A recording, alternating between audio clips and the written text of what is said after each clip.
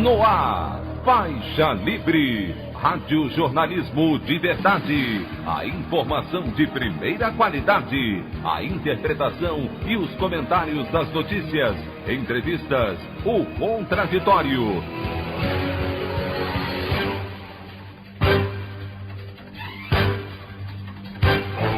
Tudo para aproximar você cada vez mais da realidade do Brasil e do mundo.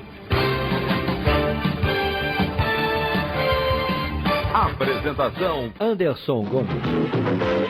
Presidente Jair Bolsonaro se exime de culpa por quase 7 milhões de testes contra a Covid-19 que podem perder a validade por falta de uso, provocando prejuízo de 290 milhões de reais ao país.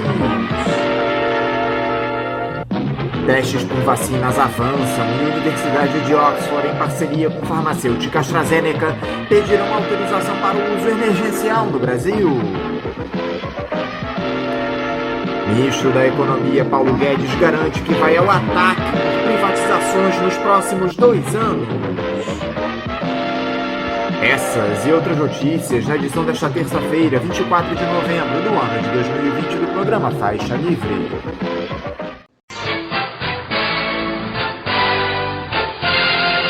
Comentário de Anderson Gomes.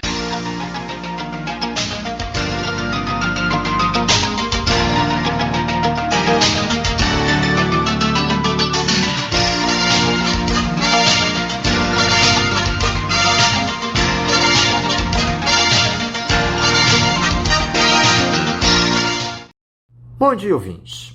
Enquanto o mundo segue nos enchendo de esperanças com a divulgação do sucesso nos testes de vacinas contra a Covid-19, dessa vez a desenvolvida pela Universidade de Oxford, que teve confirmada até 90% de eficácia, o presidente Jair Bolsonaro mantém sua trajetória de irresponsabilidade. Eu não cheguei a comentar ontem uma notícia divulgada no fim de semana pelo jornal O Estado de São Paulo a respeito de um lote de testes para o novo coronavírus, com mais de 6 milhões e 800 mil exames, ao custo de 290 milhões de reais, comprados pelo Ministério da Saúde, que podem acabar no lixo, pois a validade deles se encerrará entre dezembro deste ano e janeiro de 2021. Vale lembrar que, até agora, a rede pública realizou pouco mais de 5 milhões de testagens para a doença, número inferior ao lote encalhado. Pois bem, o ex-capitão afirmou ontem que estados e municípios é que devem dar explicações a respeito deste episódio, isentando o governo federal de responsabilidade. Em resposta a um apoiador, o chefe do executivo disse, abre aspas, todo o material foi enviado para estados e municípios. Se algum estado ou município não utilizou, deve apresentar seus motivos. Fecha aspas. Antes dessa declaração do presidente da República, os conselhos de secretários municipais e estaduais de saúde, CONASENS e CONAS, relataram que o Ministério não entregou todos os kits de testes e máquinas para automatizar a análise das amostras que havia prometido. Enquanto Bolsonaro expõe toda a sua ignorância e desleixo em relação ao povo brasileiro, o representante máximo do grande capital na gestão federal, o ministro da Economia Paulo Guedes, garantiu que o governo vai ao ataque nos próximos 2 anos com privatizações e reformas. Em uma videoconferência sobre comércio internacional, Guedes disse que o objetivo é transformar o Brasil em, abre aspas, uma grande zona livre de comércio, fecha aspas. Eu vou reproduzir um dos trechos da fala do posto Ipiranga do Jair Bolsonaro para vocês terem uma ideia do tamanho do desastre. Destacou o ministro, abre aspas, vamos para as privatizações, com abertura, com simplificação, reforma tributária, reindustrialização em cima de energia barata. É esse o panorama à frente, fecha aspas. Abertura, reforma tributária, energia barata. Será que ele quer repetir o modelo do Amapá de geração e distribuição de energia para reindustrializar o Brasil? Fica cada dia mais claro o projeto que esse pessoal tem para o país, que é o de entrega do Estado Nacional e de precarização das condições de vida do brasileiro, concentrando cada vez mais a renda. Derrotar o bolsonarismo é mais que obrigação, de preferência antes de 2022, com a cassação da chapa Bolsonaro-Mourão pelo Tribunal Superior Eleitoral. Seguiremos aqui no Faixa Livre cobrando às instituições e à dita esquerda uma postura à altura em defesa da população do nosso país. A opinião do Faixa Livre. Bandeirantes, 1360. Estamos apresentando Faixa Livre.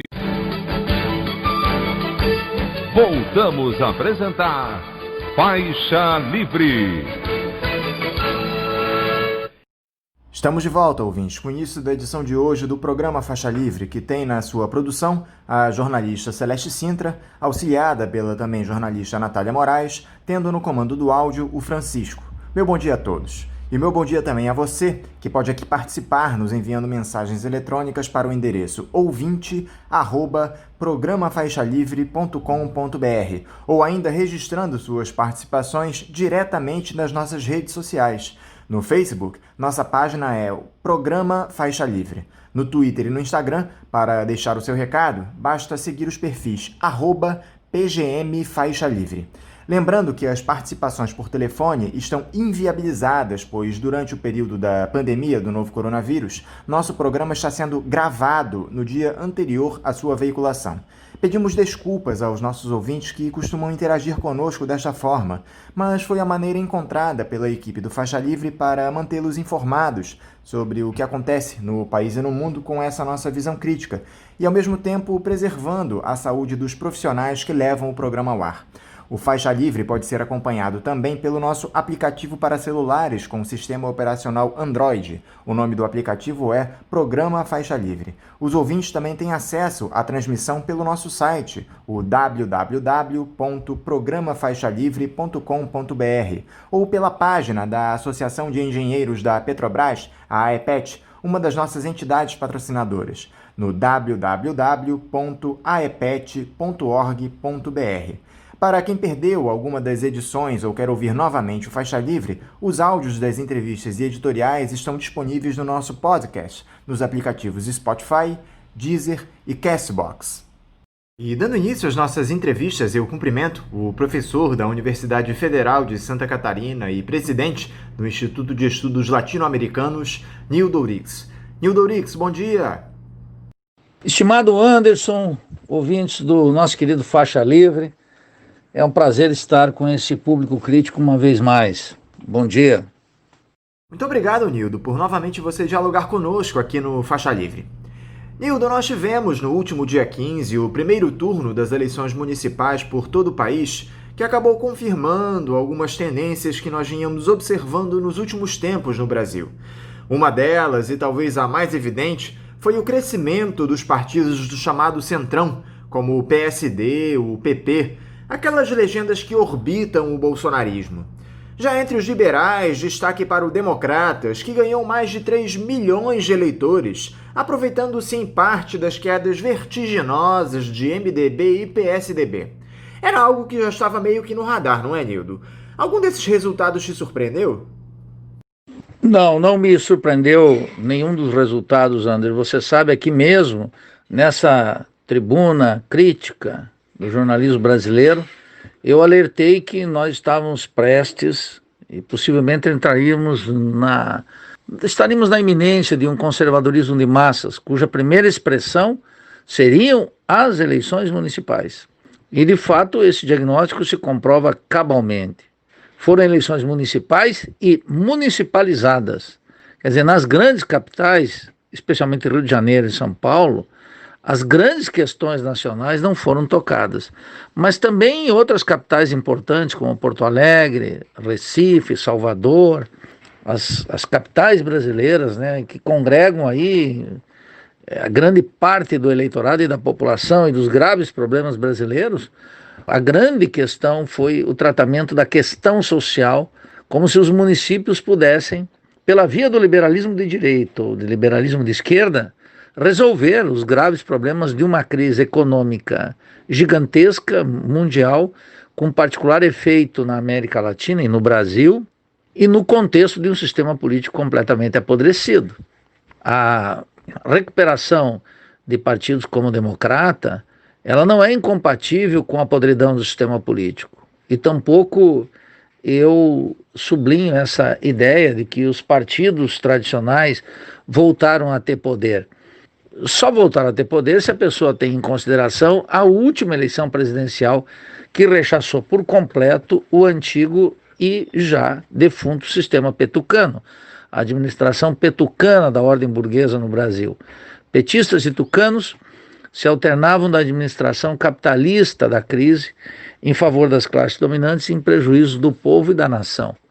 É nesse contexto que nada me surpreende, e o ouvinte poderá aqui recorrer às minhas entrevistas anteriores de 2, 3 meses atrás, onde esse cenário foi cabalmente assinalado como uma vitória do liberalismo, a despeito de Bolsonaro ter perdido os seus candidatos, sequer ter ido para o segundo turno naquelas capitais mais importantes.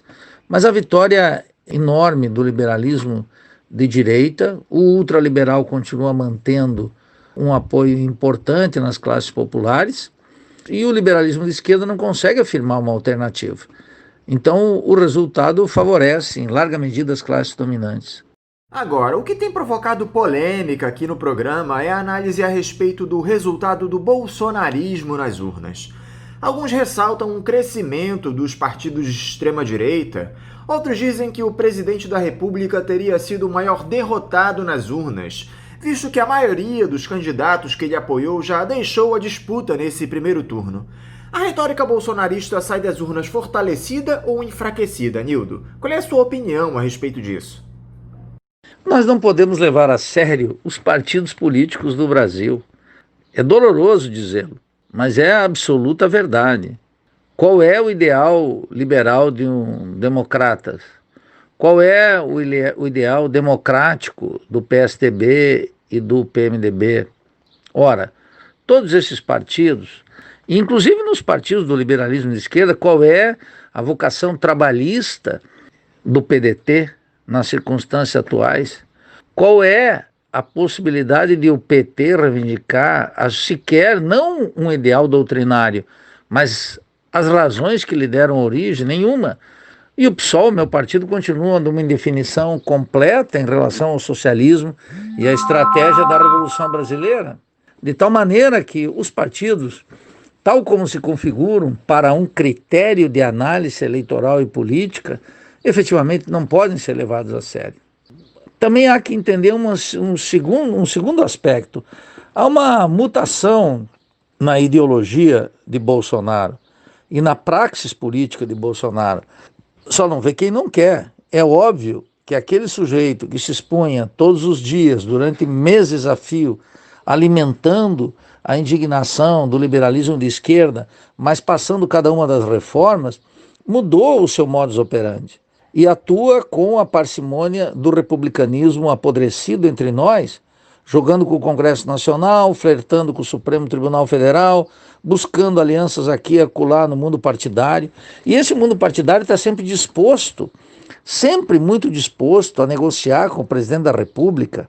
Somente o liberalismo de esquerda plantou entre nós uma ilusão de que o presidente tem no Congresso Nacional um obstáculo. Isso é de uma idiotice atual, de uma falta de rigor na análise. Deputados e senadores são muito vulneráveis à pressão do Executivo, da Receita Federal, do Fisco e, sobretudo, dos encantos que um presidente pode ter quando dispõe da máquina e das alianças que ele pode fazer nos estados. De tal maneira que supor que Bolsonaro saiu derrotado nessa eleição é mais desejo do que fato. Bolsonaro entrou como saiu do processo. Acaso o Bolsonaro tem um partido, o PSL, ou o Republicanos é seu partido, ou um conjunto de alianças que ele está fazendo. E por último, Anderson, eu entendo quando você chama um centrão. O Centrão é a velha direita brasileira, como sempre. Então, essa ideia de Centrão é uma ideia da mídia, né, que, como você bem sabe, da mídia dominante, que está aí para manufaturar a opinião pública, como se nós tivéssemos um regime de partidos democráticos e que tivéssemos um jogo eleitoral mais ou menos aceitável, dentro das regras de uma república que está funcionando cabalmente. Mas tudo isso não consegue ocultar uma crise que se avizinha como violentíssima, logo após o segundo turno das eleições. E, portanto, Bolsonaro entrou com a mesma força de que saiu. Essa eleição municipal e municipalizada não testou o discurso de Bolsonaro. E ele tampouco entrou nessa disputa para valer como entravam, por exemplo, Lula, Dilma, Fernando Henrique Cardoso, nos seus mandatos, que entravam para disputar. Bolsonaro ficou à espreita, apoiando aqui e acolá, aliás, como fez na presidência da República também. E o desempenho dos partidos de esquerda e centro-esquerda, especialmente o PSOL e o PT? O Partido dos Trabalhadores perdeu mais de 30% de suas prefeituras nesse primeiro turno, enquanto o PSOL teve avanços importantes. Como é que você analisa a performance do campo progressista até aqui, Nildo? Há um ditado popular que reza o seguinte: quem vê cara não vê coração. Eu diria aqui, quem vê partido não vê política. Quem vê voto não vê luta de classe. É claro que há que escavar mais fundo para entender o que está acontecendo. O liberalismo de esquerda fortaleceu suas posições tradicionais. Não acho que o PT... O que as pessoas fazem? Contam o número de votos agora em relação a 2016 ou 2018. Mas esse cálculo, ele é muito, não só fugaz, como muito superficial. Nós temos que analisar a luta de classes, nós temos que analisar o conflito no Brasil. E no meio de uma crise que a grande maioria, Anderson, esquece a sua existência, mas é ela que está determinando cada passo do nosso cotidiano. É ela que está tomando as decisões de Paulo Guedes. E Bolsonaro e seu governo seguem avançando nas questões centrais, como você bem sabe, nós discutimos aqui a decisão de conceder a autonomia ao Banco Central, ou seja, entregar o Banco Central para os banqueiros. De tal maneira que o liberalismo de esquerda afiançou algumas posições, mas não alterou o horizonte político na qual ele trabalha. Veja, o exemplo mais eloquente, obviamente, para nós, é agora a eleição de Boulos em São Paulo, do meu partido, do PSOL. E é claro que seria muito importante a vitória de Boulos, segue sendo importante, estou falando aqui antes da eleição, como a derrota de Covas. Mas se nós observarmos o programa esboçado por Boulos e o seu desempenho nos dois debates, ainda está marcado por um horizonte estreito do liberalismo de esquerda. Não tematiza a Revolução Brasileira na principal capital do Brasil, não tematiza a superação da crise na principal capital do Brasil. Segue tratando a questão social nos mesmos moldes tradicionais que os partidos do liberalismo de esquerda, em especial o PT, tratavam a questão social. Então é uma concepção democrática no sentido da política, orçamento participativo, transparência nas decisões, etc., aumento dos serviços públicos, saúde, educação, segurança, cultura e etc., e o tema da questão social em geral, sobretudo o desemprego. Mas o que podem os municípios nesse contexto? Muito pouco, de tal maneira que se há avanços eleitorais, ele não constitui um avanço político notório para enfrentar não só a classe dominante, mas para enfrentar a voracidade da crise. Daí minha cautela no julgamento. Mas eu reafirmo isso, observar o número de votos, o número de vereadores, o número de prefeitos para cantar uma vitória é algo típico do cretinismo parlamentar que mais obstrui uma visão do conflito e da política brasileira do que ilumina o terreno para uma alternativa tão necessária no nosso país. Eu gostaria que você analisasse também, Nildo, o desempenho dos candidatos da corrente do PSOL que você lidera, a Revolução Brasileira. Aqui no Rio nós tivemos o Heitor Silva, aí em Florianópolis o Maurício Molinari. Como é que você observa o resultado das urnas? Como a população recebeu as propostas? Era o que vocês da Revolução esperavam? Bem, avaliar o desempenho da própria casa é sempre algo complicado, mas para mim é absolutamente fácil. A Revolução Brasileira é uma corrente que começou a se estruturar há 2 anos. E nós lançamos 2 candidatos a prefeito e 5 candidatos a vereadores. E o resultado eleitoral é um resultado modesto, obviamente. Nada que estivesse longe do que nós próprios estávamos esperando. Ninguém na Revolução Brasileira contava com uma vitória eleitoral. Ao contrário, nós usamos o processo eleitoral para afirmar o programa da Revolução Brasileira, precisamente discutir aquilo que o liberalismo de esquerda não consegue discutir e se nega a discutir, inclusive considera que há uma incompatibilidade entre defender uma proposta ousada e ter uma votação expressiva nas condições de uma eleição muito particular, né, limitada pela dificuldade de acessar o povo diretamente e vinculada exclusivamente às redes sociais, quase que exclusivamente às redes sociais. É claro que essa eleição apresentou essa particularidade. E do ponto de vista estritamente eleitoral não foi boa para nós. Mas ela foi muito importante porque criou na Revolução Brasileira, na nossa corrente, uma experiência decisiva para o futuro.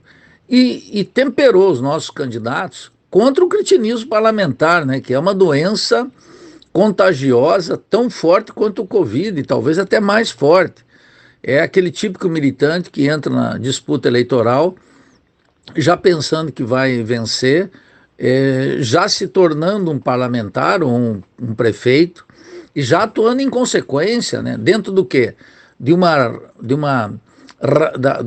rumo a um radicalismo político novo? Não, para referendar as posições do liberalismo de esquerda que graçaram nessa eleição.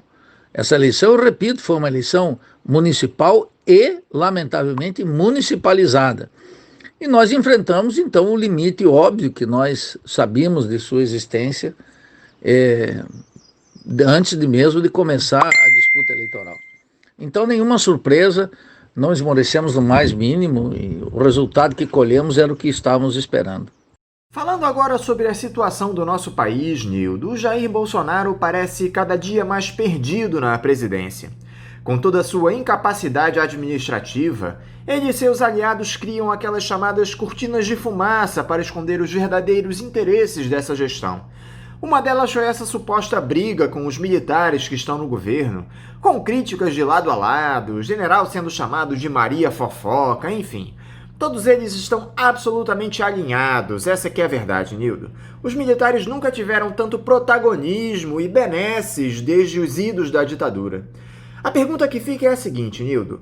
Para manter tudo isso que está aí, todos esses benefícios, vai essa humilhação a qual as Forças Armadas estão se sujeitando? Você acha que a alta patente, especialmente a caserna, convivem numa boa com essa esculhambação? Bem, Anderson, eu tenho um adjetivo distinto, não se trata de uma esculhambação na minha visão. Veja, durante muito tempo, o liberalismo de esquerda e a oposição ao Bolsonaro o tratou como um trapalhão, um turrão, um ignorante, e adjetivos menos nobres, inclusive, do que esse. Mas nós não podemos esquecer que o sustento do governo Bolsonaro é o que eu chamo uma coesão burguesa, um bloco de classe comandado pelo sistema bancário, em aliança com a burguesia industrial agonizante e decadente, o latifundiário e o capital comercial. E o apoio, naturalmente, das multinacionais e da Embaixada de Washington. Isso é o que sustenta Bolsonaro. E é isso que nós devemos ver. Segundo, ele está desenvolvendo um projeto que aprofunda o subdesenvolvimento da dependência a níveis mais rápidos e acelerados do que ocorreu durante o governo Fernando Henrique, de Lula, de Dilma e de Michel Temer. É muito mais orgânico nesse sentido. E, de fato, como você bem anota, ele foi bastante eficaz no sentido de levantar questões que eram absolutamente secundárias no momento exato em que estava reestruturando o Estado, coesionando um bloco de classes a seu favor e fazendo uma disputa cultural de alta envergadura a favor das classes dominantes. Nesse período, a esquerda no seu conjunto retrocedeu e o liberalismo de esquerda ainda mais. Mas, sobretudo, nós perdemos consciência do que está efetivamente em jogo. E é uma tradição que eu não queria me arriscar aqui mais do que eu vou te dizer, da esquerda brasileira, e ignorar o que acontece com as Forças Armadas. Um juízo sobre as Forças Armadas demandaria uma discussão muito mais séria. Eu quero indicar, não obstante, alguns pontos. Primeiro, é óbvio que a hegemonia no interior das Forças Armadas, consolidada durante a ditadura e aprofundada durante os governos de Cardoso, Lula, Dilma e Michel Temer, é uma hegemonia pró-Estados Unidos. É uma hegemonia também ultraliberal, aquela hegemonia que fez dar cabo aqui, nós, na América Latina, o Brasil fazendo aquele intervencionismo humanitário, para usar a expressão de Chomsky, que é uma doutrina criada do governo de Bill Clinton, e que foi aplicada aqui nada mais nada menos do que por Lula, que é aquele intervencionismo cínico e absolutamente inaceitável no Haiti, para dar o exemplo mais eloquente.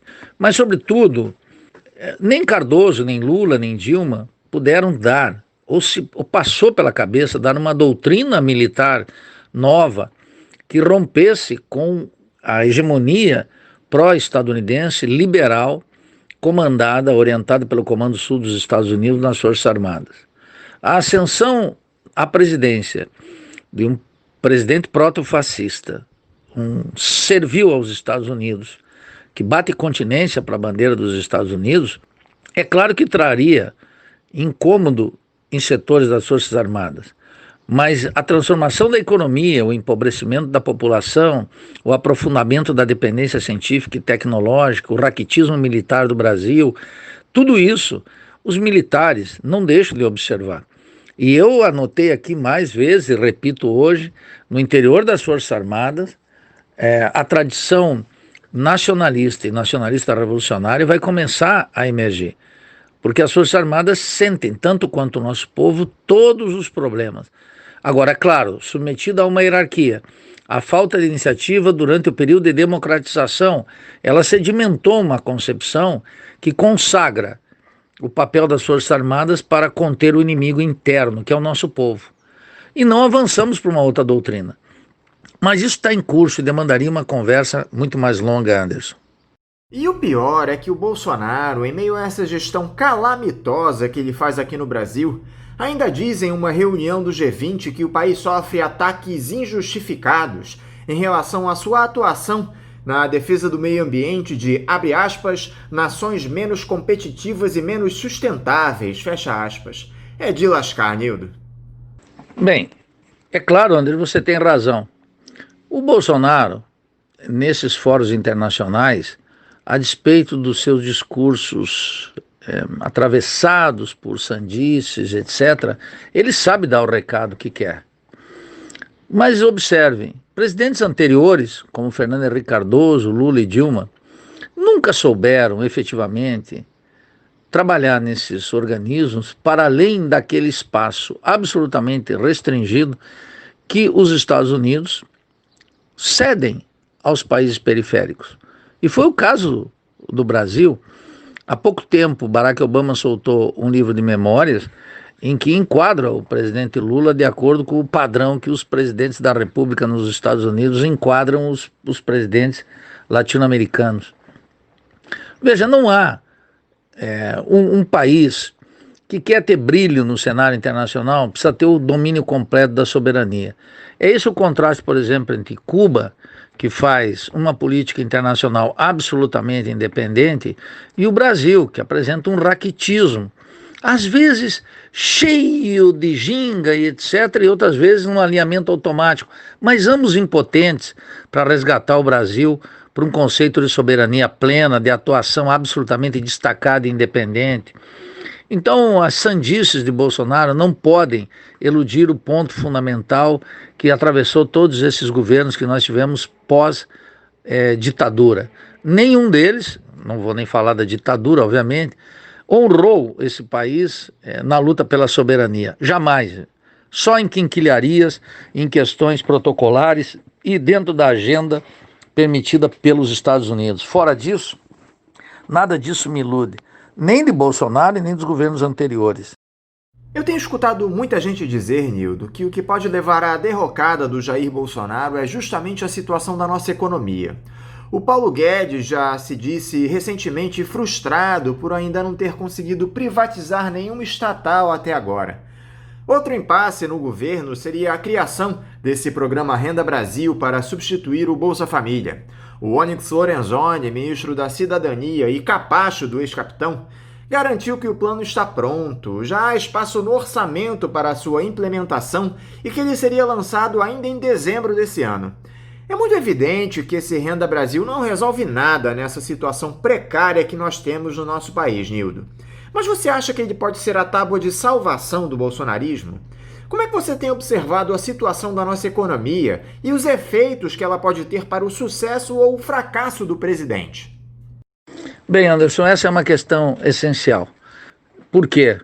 Porque durante todos esses anos eu fui um crítico completo dos chamados programas sociais do petismo, entre os quais o Bolsa Família. O Bolsa Família, como um programa emergencial, é absolutamente aceitável. Mas mantê-lo como uma peça de propaganda e alienação do nosso povo, dependência econômica e política eleitoral durante longos 14 anos, é um crime contra a consciência popular e contra o Brasil. Por quê?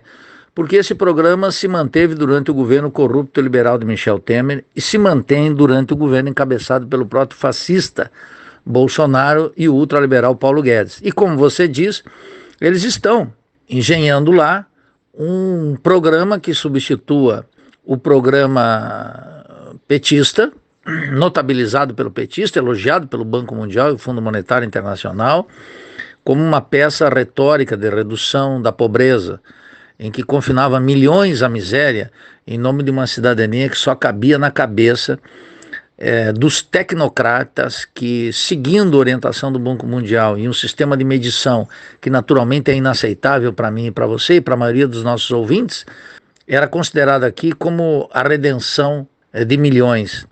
Mas a gente sabe que estava muito longe disso. Agora é adotado por um governo que todos nós consideramos um governo entreguista, um governo da direita, um governo das classes dominantes abertamente, sem mediação alguma. Qual será a capacidade de o governo manter esse programa? Durante quanto tempo? Não sei. Tudo indica que esses programas são uma peça de estabilidade política que todo governo lança a mão. Já não é assim o tema do enfrentamento da crise, que continua se aprofundando e, como eu disse várias vezes aqui, eu supunha que setembro seria um ano terrível de desmonte, provavelmente de uma drástica desvalorização da moeda, com fuga de capitais, etc. Mas nós tínhamos as eleições no Brasil e as eleições nos Estados Unidos. E ambos no calendário escolar, no calendário político, faltaram a minha análise. De qualquer forma, a crise está aí, não encontra uma solução nos Estados Unidos, epicentro da crise, não encontra uma solução na Europa e tampouco reativos motores na China, pelo menos nos padrões anteriores. Nem a vitória de Joe Biden nos Estados Unidos garante vida longa para um desenvolvimento capitalista baseado em taxas de crescimento acima de 2, 2,5%. De tal maneira que o cenário é muito obscuro e particularmente terrível para a América Latina, e eu insisto, reafirmo minha tese para o caso brasileiro. Por quê? Está tudo preso por alfinete, Anderson. E nós vamos ter que ver aqui como é que Paulo Guedes vai se virar e como é que o governo de Bolsonaro vai se virar diante de uma crise cujos indicadores internacionais são péssimos. E os indicadores da chamada o equilíbrio do balanço de pagamento no Brasil são muito ruins. Tem uma crise inédita, isso não está sendo tematizado pela esquerda, pela opinião pública, pelos intelectuais, mas é ela que vai decidir a sorte do governo Bolsonaro e a sorte de milhões de trabalhadores no Brasil, cada vez mais afundados num desemprego que ultrapassa facilmente os 20%, numa superexploração da força de trabalho que faz com que o salário mínimo de milhões e milhões de trabalhadores não superem R$1.000, e com a redução do auxílio emergencial vai jogar muita gente na miséria, na fome e no desespero. E nós vamos ter que ver o que o governo vai fazer para rearticular um mínimo de estabilidade social com o programa Bolsa Família, ou seja lá como se chame. Mas a crise econômica não está sob seu controle, é o contrário. Eles são cativos de uma dinâmica que não podem resolver, e que a coesão burguesa, que o sustenta, está de pleno acordo com uma saída, a única existente: aplicar um severo ajuste sobre estados, municípios, sobre as classes populares, passar o prejuízo para a população e compensar isso com essas políticas chamadas sociais, que produziram entre nós uma digestão moral da pobreza inaceitável, produziram entre nós um pacifismo político inaceitável, uma passividade que não encontra paralelo na nossa história. Tudo isso apresentado como se nós tivéssemos descoberto uma forma de consolidar a democracia no meio da desigualdade social. É essa a tese que vigorou até hoje. Essa é uma tese, não é minha, essa é uma tese de Francisco Wefort, que era o secretário-geral do Partido dos Trabalhadores quando Fernando Henrique Cardoso foi eleito, e saiu da Secretaria-Geral do PT para ser o secretário de Cultura de Fernando Henrique Cardoso durante 8 anos. E ele afirmava isso: o desafio da democracia no Brasil é sustentar um regime político formalmente democrático no meio da desigualdade. Isso era considerado virtude, e é nisso que nós estamos. Esse período se esgotou, e a crise econômica esgota as possibilidades de uma solução dentro da ordem. A classe dominante já decidiu. Ela sabe que ela rompe com o atual sistema político, e ela sabe que ela tem no horizonte um estado policial de alguma modalidade. Eu não abandonei essa tese, embora a fumaça das eleições faça com que muita gente se esqueça do essencial. A crise econômica conspira contra o atual regime político. E eu diria, nós não temos que defender esse regime político. Uma democracia é muito distinto de um regime eleitoral. E a crise econômica, Paulo Guedes tem instrumentalizado junto com o proto-fascista Bolsonaro em favor dos seus interesses. Eles aprovaram a autonomia do Banco Central, eles estão desregulando o investimento externo para um conjunto de setores, eles estão indicando um conjunto de reformas para o Estado que diminui serviços públicos, aprofunda o arroxo sobre os trabalhadores, convive perfeitamente bem com o desemprego e dá vida longa para essa coesão burguesa que está assentada seus interesses no rentismo. Isso é o essencial que não mudou. Essa é a grande questão brasileira. Esse é o núcleo da dependência e do subdesenvolvimento. E é isso que a esquerda precisa enfrentar. Agora, vamos ter que aguardar os fatos, Anderson. Nildo, nós sabemos bem que um dos motivos para essa tragédia que vivemos na economia se dá por conta desse processo de desindustrialização que o Brasil atravessa, especialmente depois daquele boom das commodities no início do século, durante os governos do PT.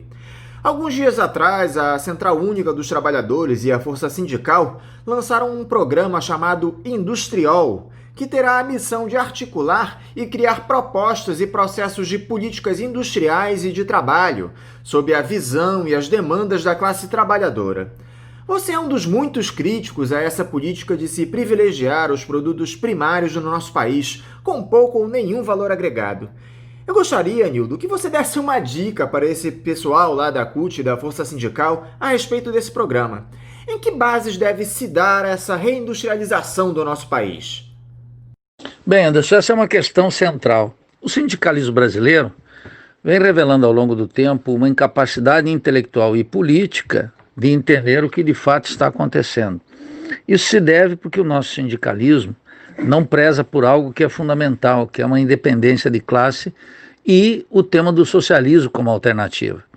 Portanto, se ilude com muita facilidade, como se iludiu com as câmaras setoriais, com o pacto de classe oferecido pelo PT durante o governo de Lula e Dilma, com essas políticas compensatórias e com a participação em negócios do Estado, cujo exemplo mais terrível foram os fundos de pensões.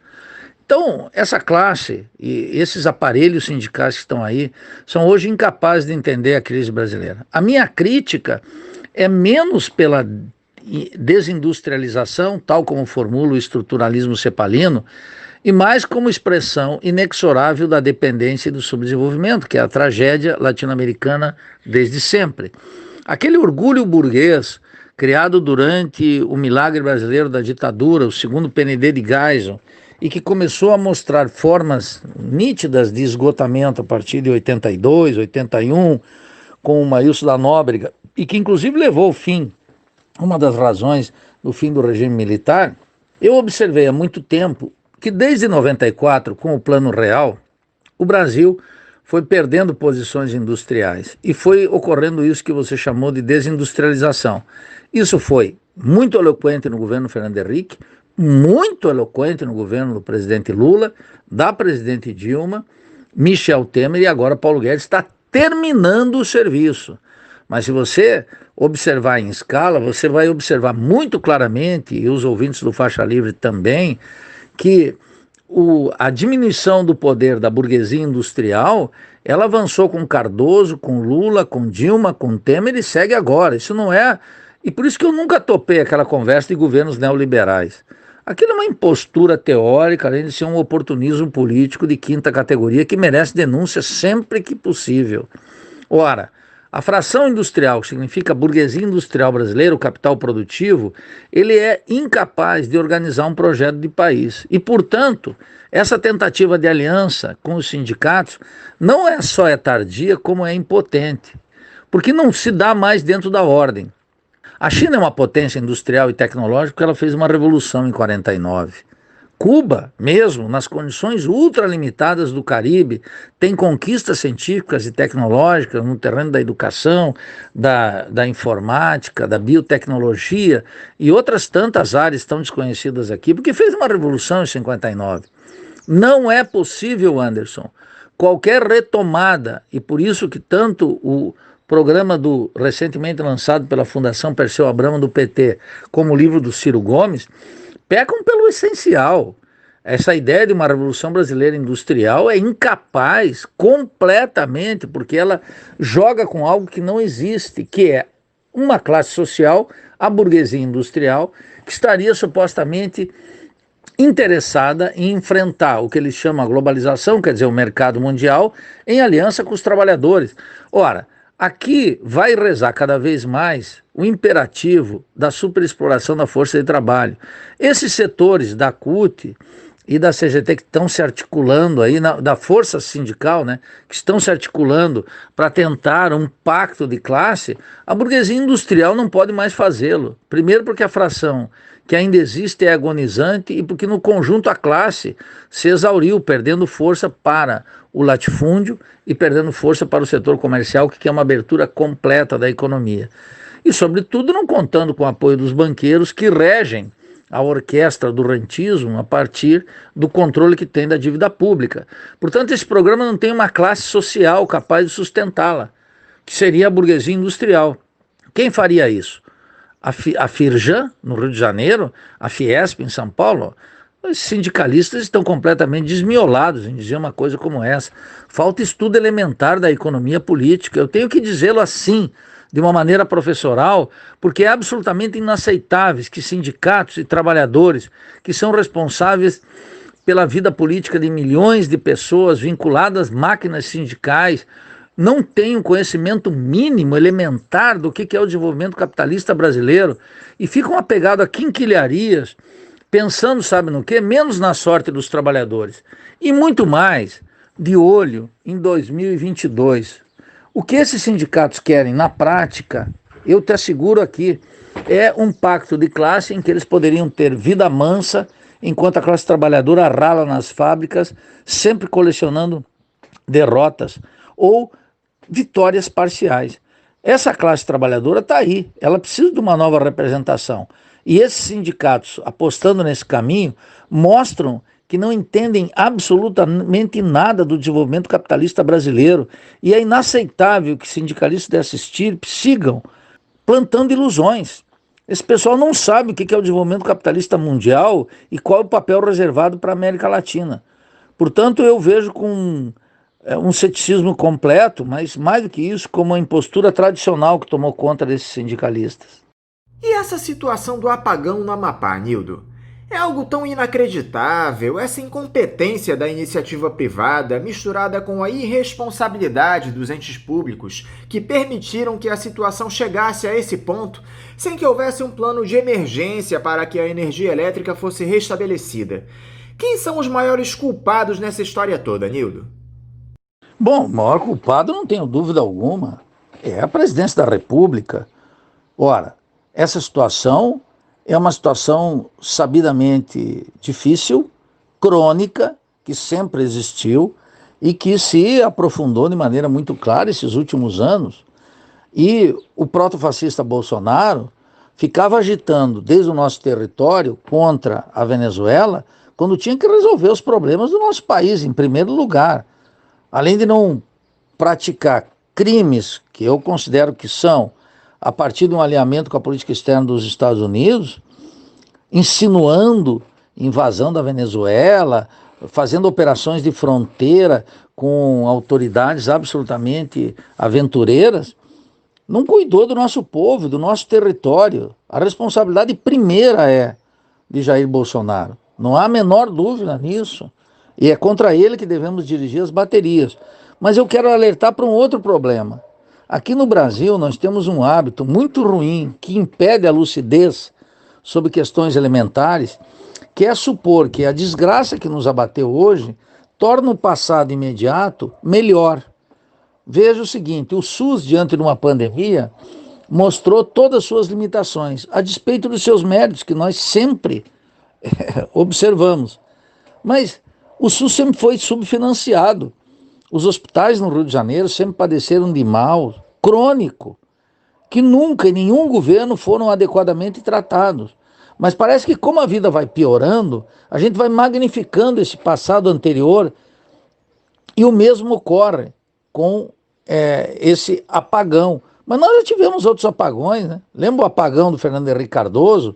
Nós sempre tivemos problemas muito terríveis, né? A educação brasileira nunca, jamais, fala aqui um professor universitário, um homem dedicado à causa da educação também, nunca foi um projeto digno de elogio. O tema da saúde é verdadeiramente escabroso no Brasil. É um tema terrível. O tema da energia barata e sob controle estatal é um problema sério.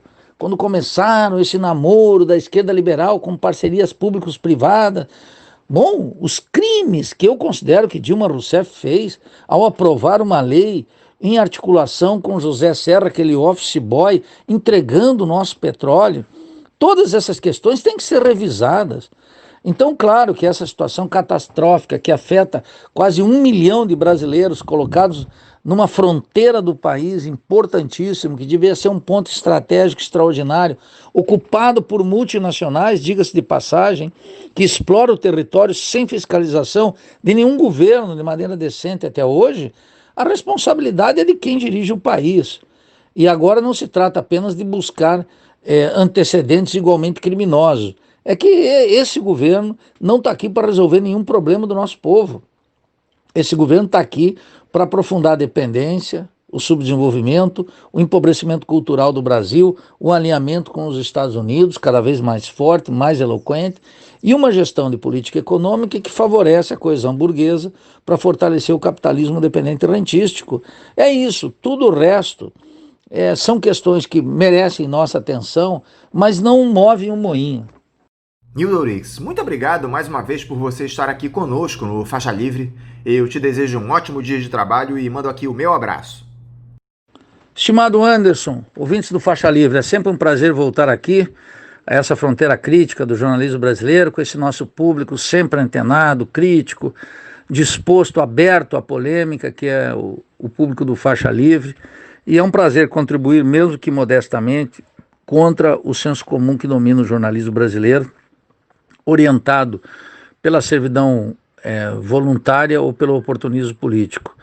É um grande prazer, deixo um abraço a todos os nossos ouvintes e até breve. Conversamos aqui com o professor da Universidade Federal de Santa Catarina e presidente do Instituto de Estudos Latino-Americanos, o IELA, Nildo Ourix. Vamos agora ao nosso primeiro intervalo. Voltaremos daqui a pouquinho. Voltamos a apresentar Faixa Livre. Já voltamos, ouvintes, e agora eu saúdo a professora universitária e advogada, membro do Comitê Central do Partido Comunista Brasileiro e do Sindicato dos Advogados do Estado de São Paulo, Mercedes Lima. Mercedes Lima, bom dia. Bom dia, bom dia, bom dia. Não só para ti, Anderson, como para todos os seus ouvintes. Sempre que participamos, sempre, isso é sempre, que participamos de um programa que tem por uma das finalidades, ao menos, levar informações ao público, ficamos orgulhosos pelo convite e muito, muito felizes pela participação. Bora lá! Mercedes, muito obrigado por você nos conceder essa entrevista aqui ao Faixa Livre. Mercedes, nós gostaríamos de conversar com você sobre essa tragédia que temos visto há 3 semanas no estado do Amapá, algo absolutamente sem precedentes no nosso país.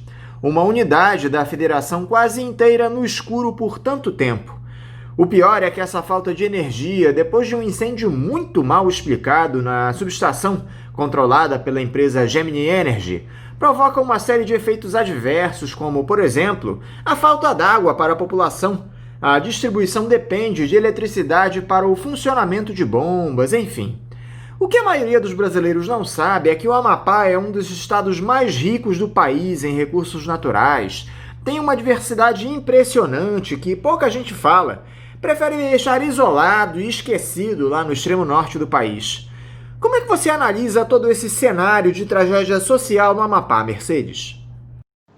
Você fala bem, pergunta muito bem, e eu gosto dessa sua afirmativa de que isso que aconteceu no Amapá é uma tragédia. Mas eu gostaria de, primeiramente, porque eu acho que isso é importante para todas as informações que a gente vai procurar dar aqui, é localizar o Amapá no contexto histórico, eu já nem vou dizer geográfico, mas poderia também acrescentar, porque de alguma maneira ele está lá naquela ponta, isolado. Amapá é uma ilha, abraçado pelo rio mais bonito do mundo, que é o Rio Amazonas, mas com muitos e muitos sérios problemas desde o início da sua existência.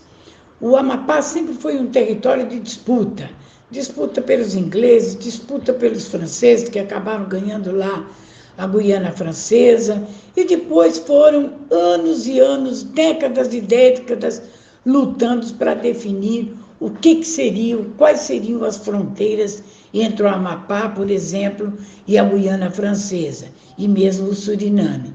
Claro que até hoje esse isolamento ele existe, não é bem o que as pessoas dizem que é do ponto geográfico, é do ponto de vista econômico. Para você entrar e sair do Amapá, você tem que desembolsar muito dinheiro, com 2 ou 3 companhias aéreas que dominam tudo. Eu, quando fui para o Amapá, alguém me dizia: Mercedes, deixe sempre uma passagem reservada, porque se você quebrar uma perna aqui e tiver tudo escuro, você perde a perna. E eu, com o tempo, fui entendendo que isso era uma realidade.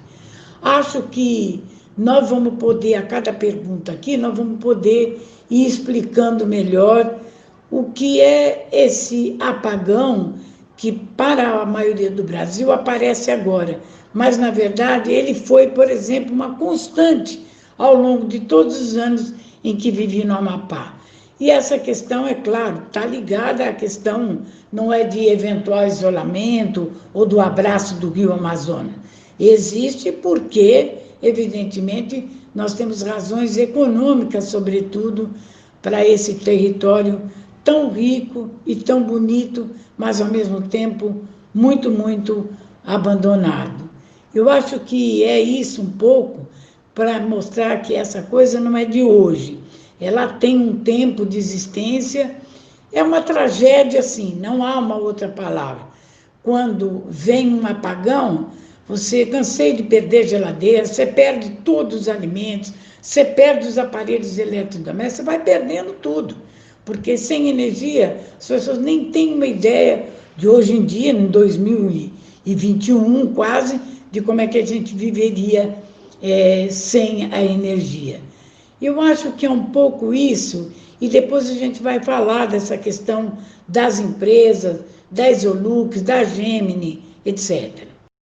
O cenário lá no Amapá, onde você morou por muito tempo, Mercedes, anda muito tenso, como não poderia deixar de ser.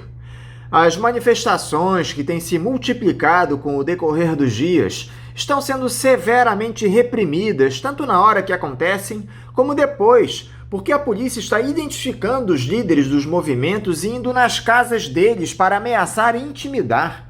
Explica aqui pra gente como isso tem se dado, Mercedes, por favor. É uma denúncia gravíssima. A propósito da violência e repressão quanto às manifestações dos movimentos sociais, populares, tem sido relatado por todos lá, amigos que deixei lá, pessoas importantes de atuação nos movimentos sociais, tem nos contado que tem sim tem sido esses movimentos muito, muito reprimidos pela polícia. Para nós aqui do Sudeste, até que não é novidade, né? Para paulistano, todo dia tem um ato na Avenida Paulista, todo dia tem confronto com a polícia. Mas lá não é preciso que se entenda, como não é uma cidade, Macapá, capital, até bem pouco tempo atrás não se podia nem falar em existência de movimentos sociais, a população brigando pelos seus direitos, etc. Lá você não tinha uma classe trabalhadora, vamos dizer, com organicidade, com capacidade de articulação, porque organizados. Isso é uma novidade, digamos, dos últimos 15 anos no Amapá, mas principalmente em Macapá.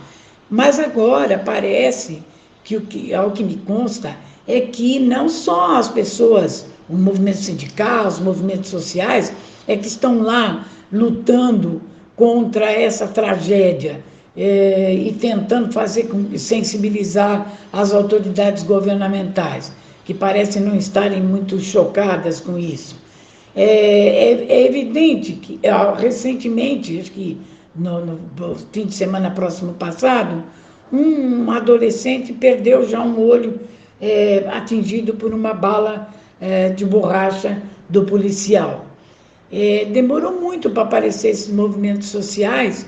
Isso que eu estou contando do garoto ocorreu lá na Zona Norte, que é a zona mais atingida, e depois mais para frente vou dizer que para ela não há muita esperança. Ela é uma das zonas mais populosas de Macapá e é onde a população tem se organizado, que é uma tradição de se organizar ali na Praça das Bandeiras, no centro, como em todas as grandes capitais do país, quando há manifestações públicas. O que agora está salvando o direito a essas manifestações é que se fez um contato, assim como tem no Rio e São Paulo, nas grandes capitais, a gente tem um certo apoio da Defensoria Pública, que nos ajuda com equipes da OAB, etc. E eles estão, então, não têm tanta experiência, estão acordando para isso, e com a entrada da Defensoria Pública, a tendência é mesmo, não sei se diminuir a violência, mas não ser tão escandalosa. E a atuação dos órgãos de Estado em um cenário como esse, Mercedes? Você acha que o governo federal tem agido da melhor maneira para resolver esse problema enorme que afeta quase 1 milhão de pessoas no Amapá? Com relação à atuação dos órgãos do Estado, eu diria que é problemático isso, porque um presidente da República que foi ao Amapá quase que 30 dias depois dos fatos ocorridos, no mínimo dizer que não há sensibilidade, que não se tem sensibilidade com o problema. E nós nem sabemos se por um acaso ele não esteve lá para salvar o presidente do Senado, o Davi Alcolumbre, e a campanha do irmão dele, à prefeitura do Amapá. Também achei um pouco ridículo ir para apertar botões de maquinário, sem explicar, inclusive, que a termoelétrica, por exemplo, cujos botões ele foi apertado, o maquinário, sai muito mais cara para o consumidor do que a energia elétrica. Um silêncio, nenhuma palavra sobre isso, porque que é que nós entendemos dessa matéria? O certo é que os brasileiros é que pagarão essa conta mais cara da energia produzida pela termoelétrica. Eu acho que também teve um outro problema.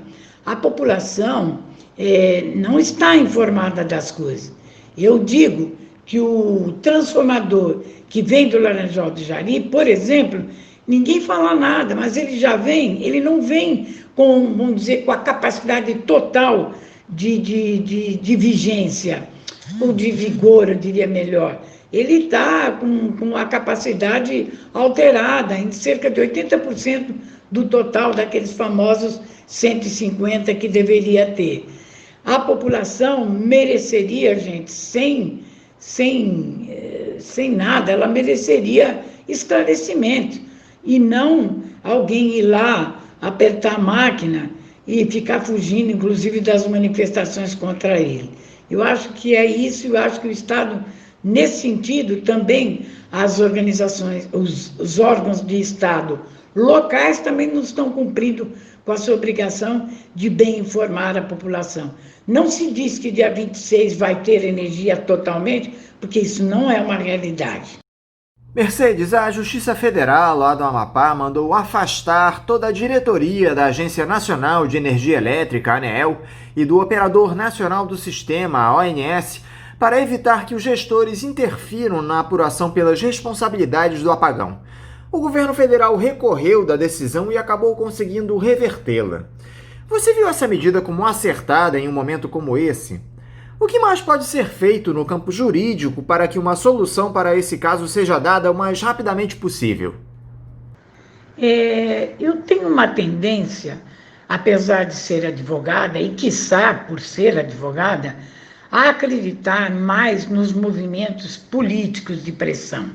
Eu acredito que se a população continuar apertando as autoridades, melhores serão os resultados contra essa tragédia no Amapá.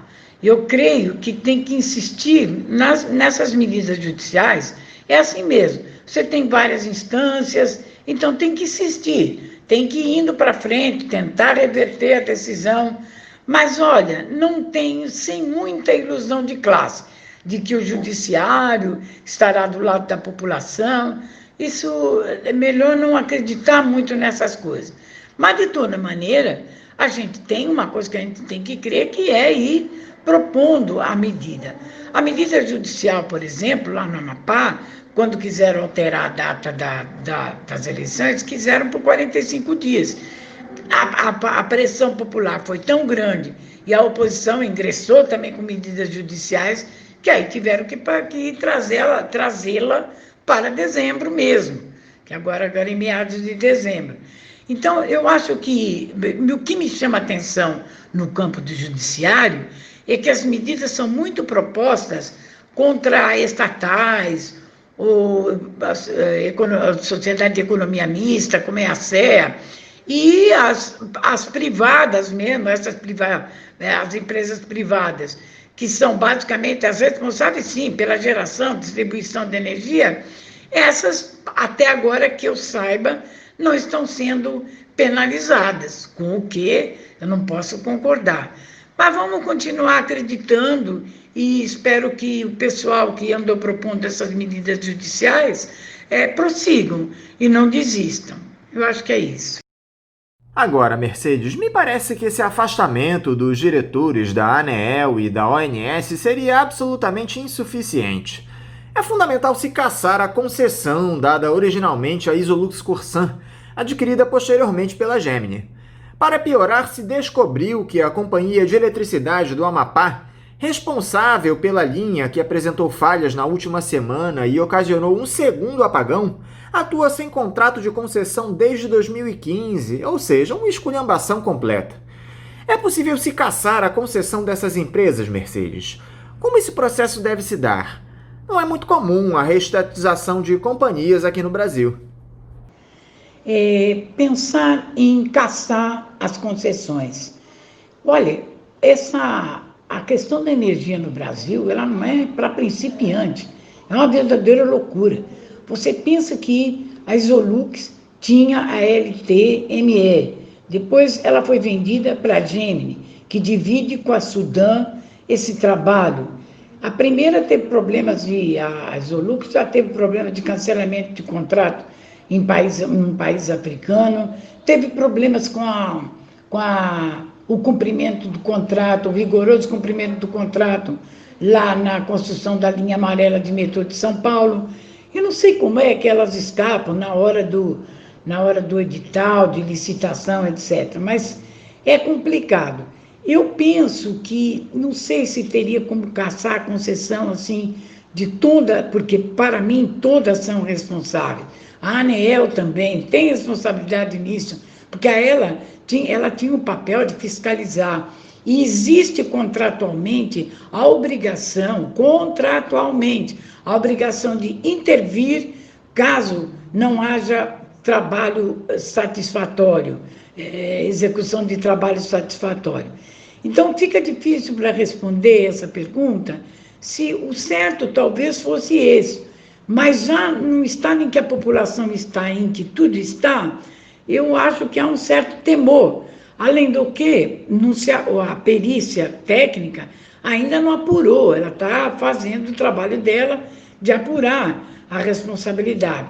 Que bom que já afastou aquela conversa mole de que teria havido uma sobrecarga elétrica ou atmosférica, como gostam de falar, ou como diz o povo, que teria ocorrido por conta de um raio.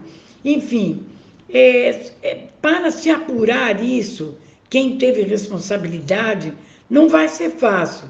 Então, talvez seja por isso, ou não dá para saber, que não se tenha cassado a concessão. Agora, uma coisa poderia ter sido feita, pelo menos na empresa mãe, ou em duas delas, isso deveria, sim, ter sido observado e afastado. Eu não tenho dúvida de que quem está na direção das empresas vai, sim, interferir. Então, a pessoa vai, está vendo que errou, tem seus problemas, vai ficar quieta? Não vai ficar. E se der, ainda vai mexer os pauzinhos para isso. Acho que o correto teria sido isso, mas acho também que seria uma medida de difícil cumprimento se fosse para pegar todas elas. Isolux, Gemini, a CEA, a ANEEL, veja só o emaranhado de empresas e a forma de atuação delas. Eu acho que é isso. E, como sempre, Mercedes, quem vai pagar essa conta da irresponsabilidade da iniciativa privada é a população do nosso país. O governo federal decidiu editar uma medida provisória a fim de permitir que a isenção de tarifa de energia para os consumidores afetados pelo apagão que atingiu o Amapá seja financiada pela Conta de Desenvolvimento Energético, a CDE, destinada a políticas públicas do setor elétrico. Ou seja, o custo, estimado em 69 milhões de reais, será repartido pelos consumidores brasileiros. Concentra-se os lucros na mão da iniciativa privada e reparte-se os prejuízos. Essa é a lógica das privatizações aqui no Brasil, Mercedes. É verdade. Quem paga a conta da irresponsabilidade, da ganância, simplesmente por lucros e não pela prestação de bons serviços da iniciativa privada, e sempre foi assim, a população é quem vai pagar. Como é que a gente explica? Como é que se explica para a população que, tendo 4 hidrelétricas, nós geramos 900, eu não vou falar o nome, porque eu nunca sei megahertz, não sei o quê, mas enfim, a gente gera 900 de energia, o Estado, e gastamos desses 900 apenas 280. O saldo credor poderia ser exportado, por exemplo, para os outros estados brasileiros, mas nós não temos estrutura e a vida está demonstrando que não temos mesmo, porque se os transformadores não estão funcionando a contento, imagine quem sou eu aqui para dizer que nós temos estrutura. Isso cansei de ver no Amapá. O Amapá tem algumas coisas elogiosas, é o único estado, por exemplo, que fez a demarcação de terra indígena. Uma beleza assim, de Macapá até o Oiapoque, indo vendo todas as plaquinhas com o nome de cada tribo indígena daquele local. Então, teve coisas boas. Mas se você chega em Oiapoque, você tem vontade de chorar, porque foi feita a ponte, provavelmente com mais dinheiro francês do que brasileiro, sei lá. Foi feita a ponte está linda, não é inaugurada. Por quê? porque a cidade de Oiapoque, ela não tem infraestrutura, não tem saneamento. Como é que vai abrir uma ponte entre dois países? Qualquer macapaense, qualquer amapaense vai desenvolver esse tema tranquilamente, porque ele sabe dessas coisas que ocorrem no estado deles. O Brasil é que às vezes não sabe. Então, eu acho que o problema todo, claro, está num problema maior, de porte, que é a questão da privatização desses serviços ditos essenciais, como comunicação, luz, água. Isso é uma coisa que não tem cabimento. E agora mas ainda assim, a luta privatizante é enorme desse governo e de outros tantos que pululam aí pelo país. Você privatizar a telefonia, deu no quê? Deu que nós pagamos um absurdo para ter acesso às plataformas que temos, aos telefones, etc. Já está aprovado que o objetivo, ninguém vai condenar, é assim no capitalismo. Ninguém vai condenar, vai dizer, olha, eu quero é lucro. Não existe nenhum lugar em que o lucro, na privatização, em que o lucro não esteja em primeiro lugar. É triste, é muito triste isso. Essa isenção da tarefa de energia também é mais uma mentira, porque depois todos pagaremos por isso. Enfim, às vezes, como é que se diz, o nosso país não é para iniciante mesmo, né? Há uma tese sendo divulgada por aí, Mercedes, de que esse apagão lá no Amapá teria se dado de maneira deliberada para favorecer o irmão do presidente do Senado, Davi Alcolumbre, o Josiel, que é candidato a prefeito em Macapá. Vinha perdendo intenções de votos nas pesquisas nas semanas que antecederam a queda de energia e algo teria de ser feito para cancelar o pleito do último dia 15 na cidade. O que acabou acontecendo após o apagão, para que o parente do Alcolumbre pudesse se recuperar e ser eleito.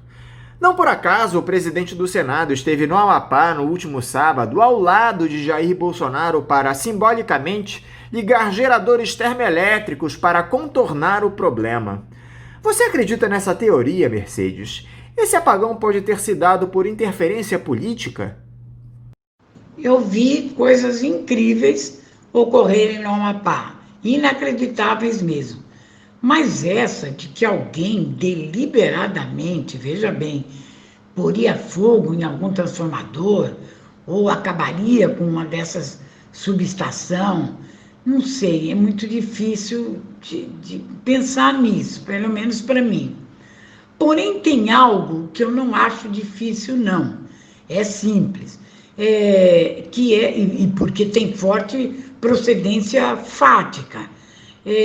Como que praticamente na semana da eleição, ou pouco antes, o Tribunal Eleitoral Local confirma que a eleição ocorrerá no dia 15. Tem mais, tem sua decisão chancelada pelo Tribunal Superior. Tudo ok para o dia 15. Aí, no dia seguinte, surge uma pesquisa, não sei da idoneidade dela, dizendo que o irmão de Davi Alcolumbre, o Israel, candidato a prefeito na cidade, teria perdido, estaria em queda na sua preferência pelo eleitorado. Teria caído 8, 9 pontos, sei lá eu, algo assim. Ponto. Imediatamente começou-se um movimento estranho para que as eleições não se realizassem no dia 15, alegando-se que havia um problema com a pandemia. Ora, faça-me o favor, isso dias depois de um dia ou dois depois da pesquisa, claro que levou à forte suspeita de que o candidato irmão do presidente do Senado precisava de mais tempo para refazer o lugar em que ele estava na candidatura dele. Ele precisaria recuperar terreno, para isso precisaria tempo, e propuseram, na maior cara dura, que a eleição se realizasse apenas 45 dias depois. A oposição, naturalmente, foi contra, travou-se uma luta, não se conseguiu fazer, mas se conseguiu, ao menos, que ela passasse para dia 15 de dezembro. Nisso, eu não vou dizer que eu tenho certeza, mas eu digo que é uma situação em que os fatos demonstram fortemente essa realidade, esse uso, vamos dizer, de que teria havido uso político na questão do apagão. O que é um horror. Diante da desgraça das pessoas, partidos políticos, eventualmente, ou candidatos dos mesmos, pensarem em algo assim. Existe essa possibilidade, sim. Mas, agora, agora isso de praticar o ato criminoso, assim, isso já não tenho tanta certeza. Mas suspeito fortemente do contrário, ou seja, do adiamento. Mercedes Lima, muito obrigado por você conversar aqui conosco no Faixa Livre. Eu te desejo um bom dia de trabalho e mando aqui um abraço. Gente, a alegria é minha, satisfação é toda minha por ter participado do programa. Pode me chamar sempre. Eu espero ter esclarecido algumas questões, a questão de energia no Brasil e seus contratos, etc. A discussão até, às vezes, chega a ser enfadonha, complicada. Procurei aí falar numa linguagem mais simples, né? Mas não é fácil entender essa quase que bagunça na questão das empresas. Vamos ficar aqui na torcida e ajudando o Estado do Amapá no que a gente puder. Muito, muito, muito obrigada, Anderson, por essa oportunidade. Conversamos aqui com a professora universitária e advogada, membro do Comitê Central do Partido Comunista Brasileiro e membro do Sindicato dos Advogados do Estado de São Paulo, Mercedes Lima. Vamos agora a um novo intervalo. Voltaremos já já. Voltamos a apresentar Faixa Livre. Estamos de volta, ouvintes, e agora eu cumprimento o professor de Direito Ambiental, analista do Instituto Chico Mendes de Conservação da Biodiversidade, o ICMBio, e diretor da Associação dos Servidores Federais da Área Ambiental no Estado do Rio de Janeiro, a ASIBAMA-RJ, Rogério Rocco. Rogério Rocco, bom dia. Bom dia, Anderson. Bom dia aos amigos ouvintes do programa Faixa Livre. É um prazer estar aqui com vocês mais uma vez para falar das questões ambientais aqui do nosso estado, da nossa cidade, do Brasil de uma forma geral. Muito obrigado, Rogério, por você dialogar mais uma vez aqui conosco no Faixa Livre. Rogério, ainda que aquele contrato para a realização de uma prova de Fórmula 1 no Rio de Janeiro a partir do ano que vem não tenha se concretizado, parece que a Rio Motorsport não desistiu de construir o autódromo na região da Floresta do Camboatá, derrubando árvores e acabando com toda a biodiversidade daquela região. Nós tivemos uma reunião na última quinta-feira na Comissão Estadual de Controle Ambiental para tratar desse assunto. Só que parece que as coisas não se deram do jeito que essa empresa privada desejava, não é isso, Rogério? Conta aqui pra gente o que foi discutido nessa reunião e qual foi o resultado dela, por favor. Esse crime, que é a destruição da Floresta do Camboatá, foi aprovado? Bom, Anderson, realmente tivemos uma reunião da SECA e aí é bom explicar para as pessoas o que é a Comissão Estadual de Controle Ambiental, porque ela é um órgão que é pouco conhecido. As pessoas ouvem mais falar do INEA, que é o Instituto Estadual do Ambiente, e que é o órgão que tem a atuação assim, mais capilarizada no âmbito do Estado, né? Quem faz a fiscalização, quem assina a emissão das licenças, mas na estrutura do sistema de meio ambiente do Rio de Janeiro, do Estado do Rio de Janeiro, nós temos essa Comissão Estadual de Controle Ambiental, que é, na verdade, o órgão que tem a competência para a aprovação das licenças ambientais e também para a aplicação dos autos de infração. É uma comissão formada por 15 membros, majoritariamente governamentais, mas há também representações da sociedade civil, né? Tem lá o representante do CREA, que é o Conselho Regional de Engenharia aqui do Rio de Janeiro, tem representante da ANAMA, que é a Associação Nacional de Municípios e Meio Ambiente, tem representação da UERJ, da FIRJAN, enfim. Então, há representações do INEA, da Secretaria Estadual de Desenvolvimento Econômico, da Secretaria Estadual de Fazenda, né? Então, são órgãos públicos e representações da sociedade que votam nesses processos para conceder ou rejeitar pedidos de licenciamento. E o processo da Rio Motorsport, junto da Prefeitura Municipal, para a construção de um autódromo na Floresta do Camboatá, foi então, na semana passada, para a reunião da SECA, que se reúne semanalmente.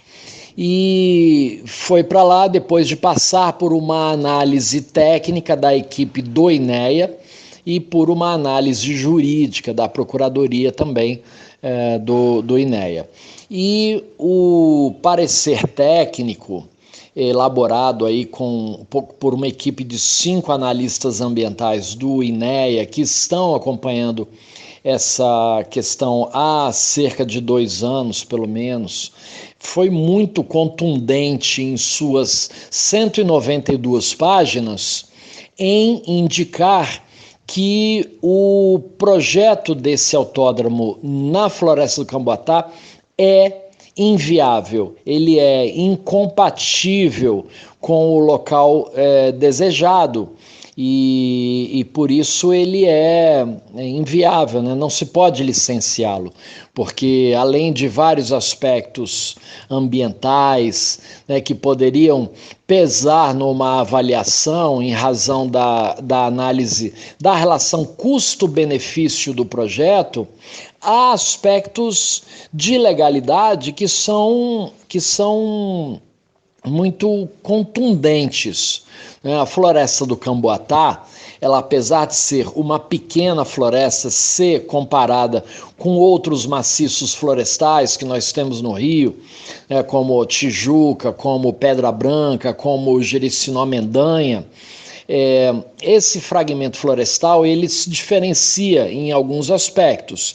Ele é de pequena dimensão, são cerca de 200 hectares, né? Se comparar com o Parque Nacional da Tijuca, que por si só não é um grande parque, é um parque pequeno, mas o Parque Nacional da Tijuca tem 4.400 hectares.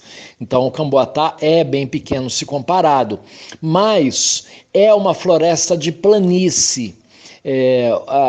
Ou seja, quando a gente fala de floresta aqui na cidade, a gente se acostuma a falar de montanha, tanto que até num próprio texto meu eu falei, os maciços, né, os maciços florestais que nós temos aqui, porque a formação florestal que restou na cidade basicamente é uma florestação, é uma vegetação, é uma formação montanhosa, diferente do Camboatá, que é uma floresta de planície.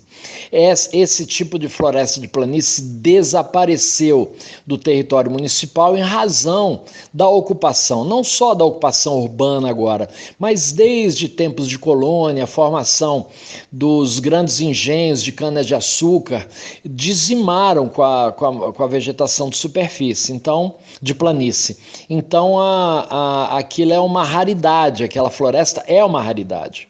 Ela é um ponto de descanso de aves que transitam entre esses diversos maciços, formando, portanto, um corredor florestal que integra, mesmo sem ter uma ligação física, integra esses maciços em razão do fluxo gênico de fauna e flora que é permitido por essas interligações.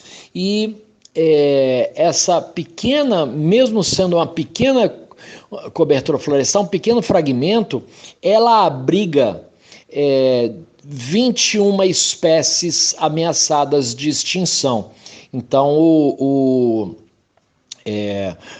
isso a torna, segundo a Constituição Estadual e a Lei Orgânica Municipal e o Plano Diretor Municipal, uma área de preservação permanente que impede, portanto, a implementação de um autódromo. Portanto, a SECA deveria rejeitar o pedido, mas, infelizmente, o resultado não foi esse, né? Ela não rejeitou. Houve uma votação em que 10 membros votaram contrários à rejeição e com o pedido de mais documentos, né? Mais estudos para o empreendedor. Isso evidentemente não foi positivo para o empreendedor, porque o desejo dele era sair dessa reunião com a licença expedida. Nós tivemos então a aprovação da necessidade de produção de um novo estudo de impacto ambiental naquela região do Camboatá, com um relatório a respeito dos danos causados não só ao meio ambiente, mas à população que mora ali no entorno, bem como a realização de uma nova audiência pública. Você acha que isso freia o ímpeto dessa Rio Motorsport, Rogério? Pode ter sido esse um passo decisivo para que o projeto seja enterrado de uma vez? Então, é exatamente por aí, né? Assim, o que a SECA aprovou foi um pedido de complementação de informações, porque o parecer técnico indicava que esse estudo de impacto ambiental, ele foi falseado, ele teve omissões criminosas,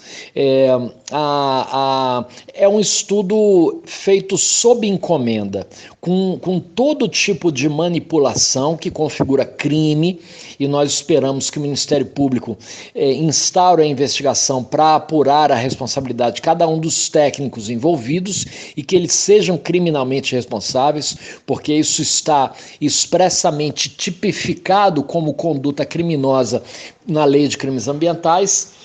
Então, o estudo técnico do INEA aponta essas insuficiências, mas ao final ele concluía que é inviável. Inclusive, durante a reunião foi feita uma pergunta para a equipe, por parte do procurador da Procuradoria-Geral do Estado, e que eles foram categóricos em responder o seguinte: não há nada que complemente esse estudo que possa mudar a configuração que aponta à inviabilidade absoluta do projeto do autódromo sobre a Floresta do Camboatá.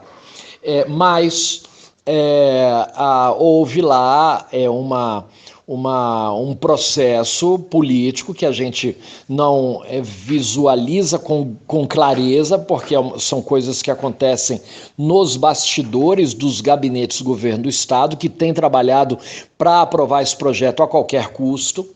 E saiu então um pedido, a aprovação de um pedido de complementação de informações que foi defendido lá pela procuradora-chefe do INEA e que ela não tem competência para analisar. A área dela é a área jurídica, ela não tem competência técnica. Então ela faz a exigência de complementações técnicas para que a equipe técnica que já se manifestou dizendo que é inviável volte a analisar novos documentos. Então há uma conjuntura, a meu ver, que enterra sim o projeto. A Rio Motorsport, se resolver fazer um novo estudo de impacto ambiental, realizar uma nova audiência pública para submeter novamente esse processo à análise do INEA, a meu ver, estará jogando dinheiro fora, porque ali há um impedimento absoluto que não permite que eles implementem o projeto. Mas é uma decisão deles. Se eles quiserem se exercitar no processo democrático das discussões de um licenciamento ambiental, eles vão ter uma boa oportunidade. Agora, aprovar o projeto, eu não vejo condições. Já foram estabelecidos prazos para a produção desse novo estudo de impacto ambiental, Rogério? Até quando ele deve ser entregue? Quando essa discussão deve ser retomada? Então, ainda não tem os prazos, né? O que a SECA aprovou é enviar ao INEA a determinação para que ele cobre mais informações. Então, o INEA ainda vai processar essas questões, porque tem que especificar que tipo de informações que devem ser complementadas, mas o estudo técnico que faz isso, ele já aponta a inviabilidade. Então, não sabemos, né? É uma coisa que não é mais para esse ano, é para 2021. Isso eu posso assegurar, que esse ano não acontece mais nada. O mais impressionante, Rogério, é que o governo do estado alterou há alguns dias a composição dessa Comissão Estadual de Controle Ambiental para aprovar a concessão da licença prévia para a obra. De quem foi essa ordem absurda, Rogério? Você tem essa informação? Tá na cara que há interesses escusos do governo do estado por trás de uma medida como essa. E por que essa empreitada criminosa não funcionou, Rogério? É verdade, Anderson.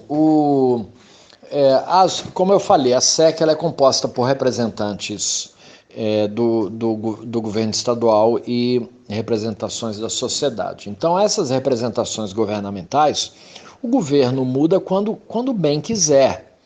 E houve uma mudança, né? O secretário Altineu Cortes foi exonerado, era secretário de Estado do Ambiente, e foi nomeado um novo secretário, que é o deputado Tiago Pampolha, do PDT, e que recentemente foi revelada uma matéria no RJTV apontando que a família dele possui 44 postos de gasolina e maioria sem licença ambiental, né? Esse que é o nosso secretário estadual do ambiente. Ele, assim que assumiu, mudou a presidência do INEA, mudou algumas diretorias, e como ocorreram essas mudanças, ele estendeu as mudanças também para a SECA. Houve a mudança também de uma das representações de secretarias, que eu não me lembro exatamente qual foi. Então houve a mudança ali de 4 membros governamentais. Então entrou o novo presidente do INEA e 3 novos diretores do INEA, que assumiram recentemente.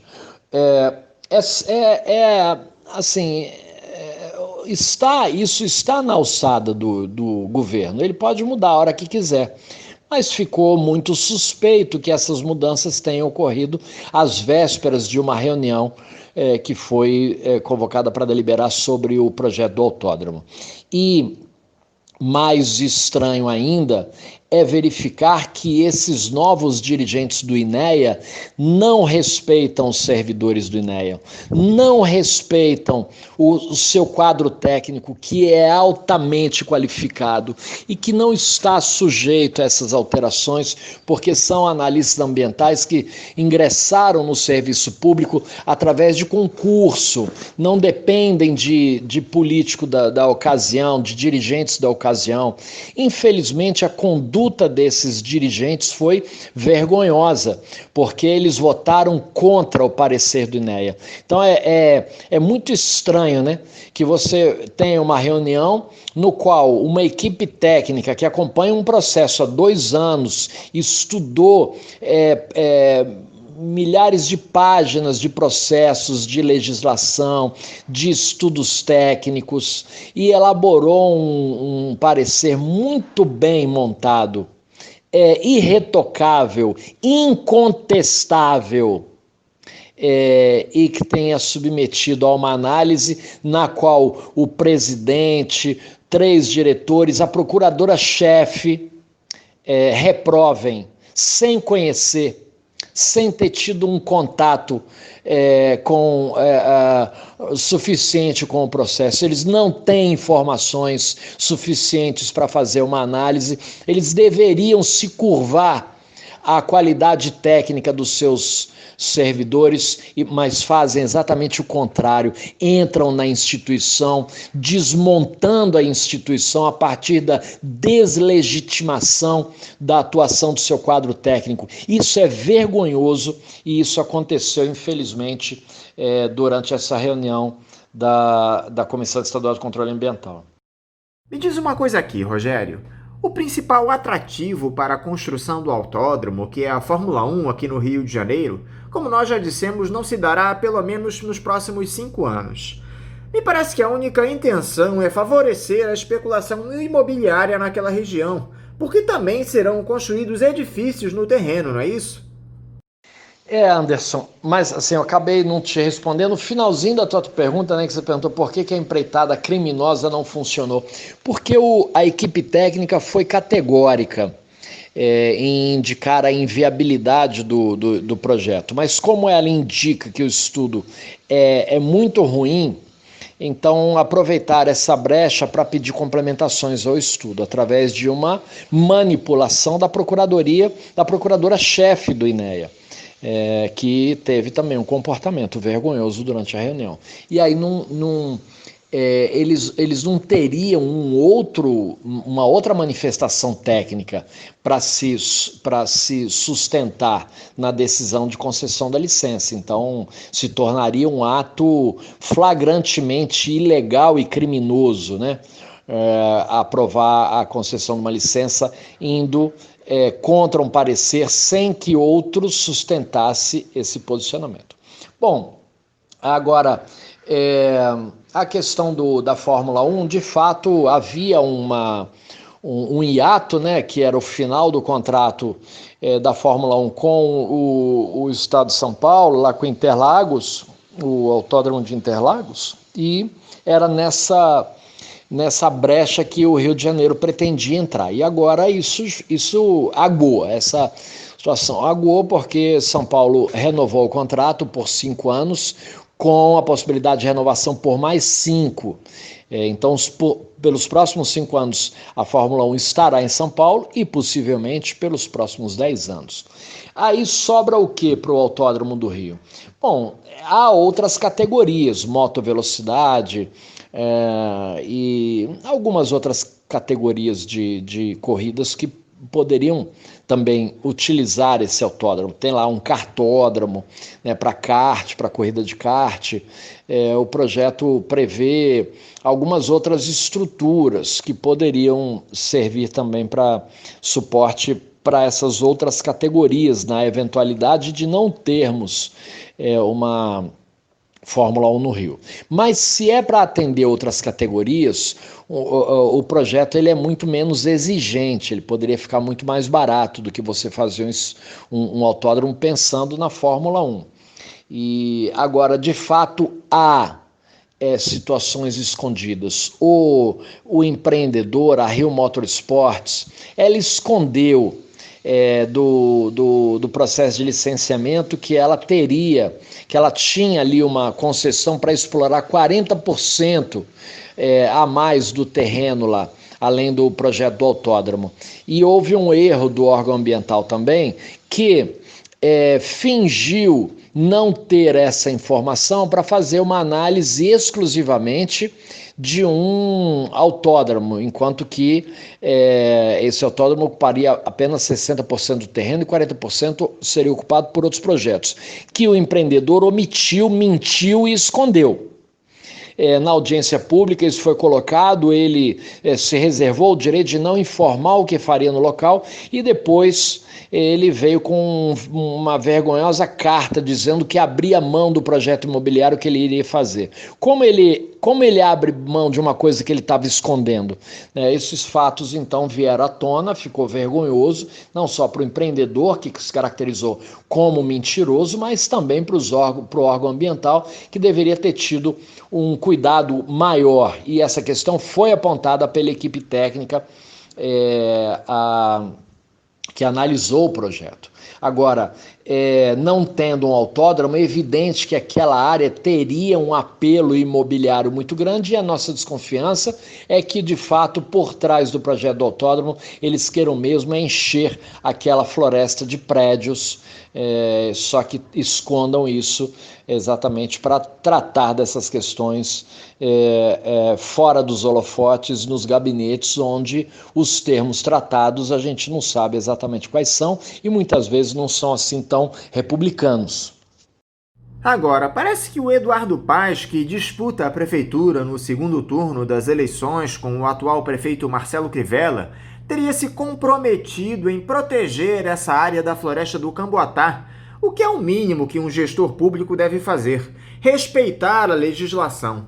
Dá para acreditar nessa promessa eleitoral do ex-prefeito, Rogério?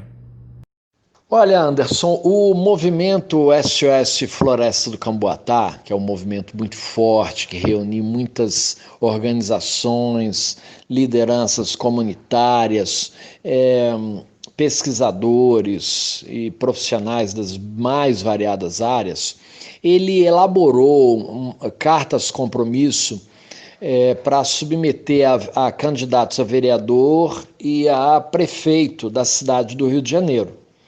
E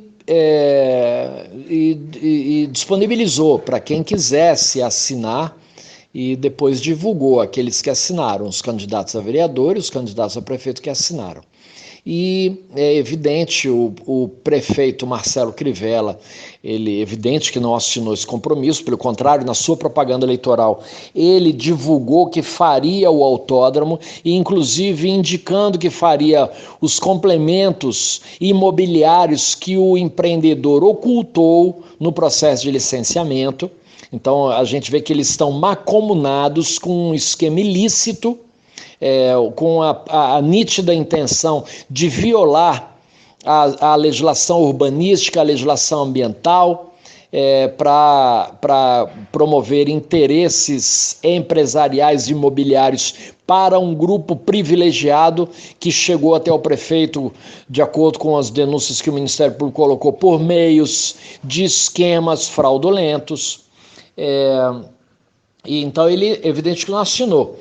Já o candidato Eduardo Paes, ele assinou, ele se comprometeu, ele assumiu um compromisso, inclusive na coligação que o apoia, que tem ali o Partido Verde como um dos partidos, e o Partido Verde condicionou o apoio à candidatura dele a esse compromisso. E eu creio sim que provavelmente o futuro prefeito, ao que tudo indica, Eduardo Paes, vá cumprir esse compromisso, não em abandonar a ideia de um autódromo, porque eu creio que ele queira, de fato, implementar o autódromo na cidade, porque foi na gestão dele que foi demolido o autódromo de Jacarepaguá e que, quando foi assumido o compromisso de construir um novo autódromo no Rio de Janeiro. Então ele tem o compromisso de construir um novo autódromo, mas assumiu com o movimento SOS Floresta Camboatá o compromisso de que não construirá, não seguirá com o projeto para a Floresta do Camboatá. E o Rio tem outras alternativas. A cidade do Rio de Janeiro tem várias áreas que merecem receber um projeto dessa dimensão, que possa viabilizar investimentos que revitalizem áreas que hoje estão abandonadas e sem vocação econômica. Portanto, eu creio que Eduardo Paes ganhe a eleição no final da semana e cumpra esses dois compromissos. Encontre um outro local para o autódromo do Rio de Janeiro e preserve a Floresta Camboatá, transformando aquela área numa unidade de conservação que valorize a conservação da área, de suas riquezas, de suas espécies ameaçadas de extinção, que ofereça o uso público, equipamentos de uso público para a comunidade daquela região, que precisa de um parque, precisa de uma área de lazer, uma área de descanso em contato com a natureza. Ali também pode funcionar um grande centro de pesquisa, porque tem espécies que não existem mais em nenhum lugar, espécies endêmicas que devem ser preservadas e estudadas para garantir sua manutenção, e atividades econômicas que possam oferecer emprego e renda na recuperação das áreas que estão degradadas no interior desse grande terreno, na própria promoção das pesquisas, na oferta de serviços de lazer e esportes e visitação nessa futura unidade de conservação. Por falar em eleições municipais, quais são as principais demandas ambientais que o novo prefeito terá assim que tomar posse, Rogério? Quais são as principais emergências a serem atacadas aqui no Rio? Olha, Anderson, eu penso que primeiro tem que reconstruir a estrutura ambiental. Nós temos um legado deixado aqui por Alfredo Sirquis, que foi um vereador e muito atuante aqui na cidade do Rio, foi o responsável pela concepção da criação da Secretaria de Meio Ambiente da cidade, na gestão do ex-prefeito César Maia, estruturou uma secretaria muito bem montada, realizou concursos públicos e dimensionou a atuação da área ambiental no planejamento da cidade, que é uma atuação constante, permanente. E, lamentavelmente, a atual gestão de Marcelo Crivella destruiu toda essa estrutura, aparelhando a secretaria apenas para atendimento de vagas de emprego para conseguir base parlamentar na Câmara Municipal. Então, hoje a Secretaria de Meio Ambiente não presta para nada. Ela é um grande cabide de emprego para aliados do prefeito Marcelo Crivella. E então eu penso que o primeiro grande compromisso é reestruturar e redimensionar a secretaria para uma cidade que tem a dimensão e importância da cidade do Rio de Janeiro, que já foi nomeada como a capital mundial da ecologia, não só por suas características naturais, mas por ter sediado aqui grandes encontros que tomaram decisões muito importantes para o planeta de uma forma geral. E um outro aspecto, uma outra questão que é muito relevante, não só para o Rio de Janeiro, mas para muitas cidades brasileiras, que é a questão da aprovação e da implementação de um plano de adaptação e mitigação da cidade para as mudanças climáticas. Nós já estamos em processo de mudança climática em todo o planeta. As consequências dessas mudanças serão gravíssimas para a qualidade de vida das pessoas, para a nossa sobrevivência como espécie, para a propriedade privada, para o patrimônio, para o ir e vir, para o lazer. Enfim, as áreas litorâneas vão ser redimensionadas, a gente vai perder muita área litorânea, a gente vai ter muita consequência negativa das mudanças climáticas. Se nós não nos prepararmos, se nós não estabelecermos medidas que já antecipem essas consequências, nós seremos pegos não de surpresa, mas no contrapé, e as consequências para a sociedade serão muito graves. Portanto, eu vejo esse como um aspecto central para a nova administração.